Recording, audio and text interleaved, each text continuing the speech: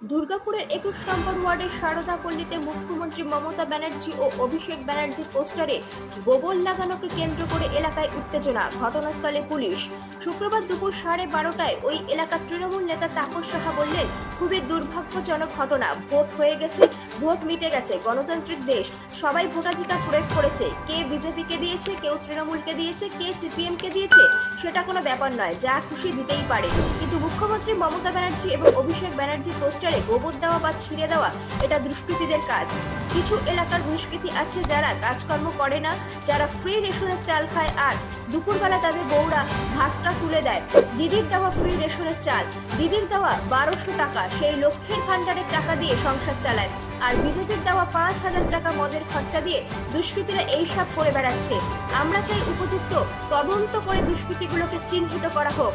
আমরা পুলিশকে ডেকেছিলাম, পুলিশ যথাযথ তদন্ত করছে। মানে যেরকম ঝান্ডা ছিল সেরকম ব্যানার ছিল, সবই সব রকম ভাবেই ছিল।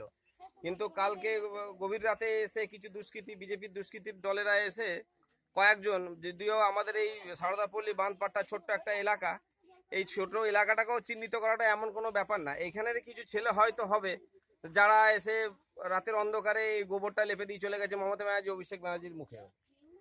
কি চাইছেন এখন আপনারা? এখন চাইছি কি এইটার একটা যেন দৈহিক ব্যবস্থা নেওয়া হোক এবং পার্টি যেন তার উপযুক্ত শাস্তি দেয়।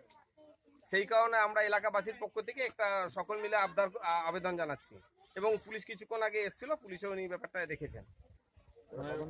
পুলিশ তদন্ত করছেন। রাতের অন্ধকারেই করেছে? হ্যাঁ, রাতের অন্ধকারেই করেছে। কারণটা কি?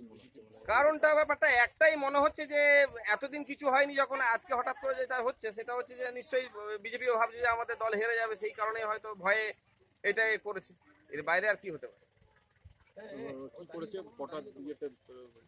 চারটে ফেস্টনের মধ্যে গোবর লেপে দিয়ে চলে গেছে মমতা ব্যানার্জি এবং অভিষেক ব্যানার্জির মুখে, আর দুখানা ফেস্টনকে একটু ছিঁড়ে দিয়েছে। একটা ফেস্টন তার মধ্যে পুরোটা ফেলে দিয়েছে আর একটা ফেস্টন হাফ ছিঁড়ে দিয়েছে। আপনার নাম দাদা? আমার নাম তরুণ মজুমদার, 21 নম্বর ওয়ার্ডের বাসিন্দা।